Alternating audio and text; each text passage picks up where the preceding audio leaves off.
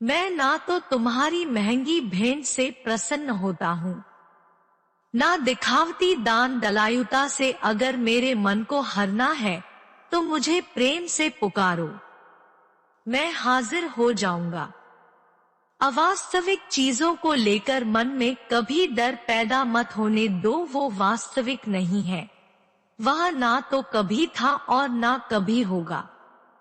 इसके विपरीत जो वास्तविक है वह हमेशा से था और उसे ना तो बदला जा सकता है, ना कभी नष्ट किया जा सकता है। जो मनुष्य किसी अच्छे काम में लगा हुआ होता है, आने वाले समय में उसका अंत कभी बुरा नहीं होता है। मनुष्य अपनी 3 प्रमुख कृतियों द्वारा नरक के द्वारा पर पहुंचता है। वे तीनों कृतियां काम, क्रोध और लोभ है। मनुष्य का समस्त निर्माण उसके विश्वास के फलस्वरूप होता है। जैसा वह सोचता है उसी के अनुरूप वह बनता है।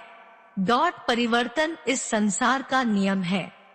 एक नजर में तुम असीम संपत्ति के मालिक बन सकते हो, दूसरी नजर में तुम दरिद्र बन सकते हो। जो कुछ भी हुआ है उसमें तेरा कोई योगदान नहीं है, इसलिए तुम्हारी सारी परेशानियां व्यर्थ है।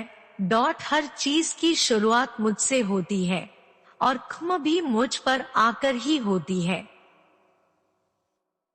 इंद्रियों से मिलने वाला सुख सच्चा नहीं होता है। इंद्रियों का सुख पहले तुमको अमृत की मिठास देगा, लेकिन बाद में तुम्हारा विनाश कर देगा। तुम अपने जीवन को सार्थक बना सकते हो, लेकिन इसके लिए तुम्हें मेरी शरण में आना पड़ेगा। अगर तुम्हें मेरी बातें अटपटी लगती है तो तुम्हें अपने नजरिए को बदलने की जरूरत है। अभी तुम चीजों को उस तरह से नहीं देखते हो जिस तरह मैं देखता हूँ। अगर एक बार तुमने मुझ पर विश्वास कर लिया तो तुम्हें जीवन में कभी निराश होना नहीं पड़ेगा। एक बार जो मुझ पर विश्वास करता है उसको मैं कभी छोड़ता नहीं हूँ। जो मेरे भक्तों के साथ धोखा करता है उसके लिए मैं सबसे बड़ा शत्रु हूँ। अगर किसी ने मेरे भक्त को एक बार भी धोखा दिया तो जन्मों जन्मों तक मैं उसका उद्धार नहीं करता हूँ। इस देवत्व का सर्वोच्च मैं हूँ। सब कुछ मुझ पर निर्भर है। अगर तुमने मेरे बारे में जान लिया तो तुम्हारा कल्याण निश्चित है। दुनिया में तुम प्रेम सभी से करो, लेकिन पूर्ण रूप से विश्वास किसी पर मत करो। अगर तुमको भरोसा करना है तो केवल कृष्ण पर करो। मन बड़ा चंचल है, इसलिए अपने मन को स्थिर रखो, उसको कभी व्यथित मत होने दो। आपने जो कुछ भी किया वह आपके साथ एक दाग की तरह चलेगा, इसलिए अपने कर्म में शुद्धि लाओ।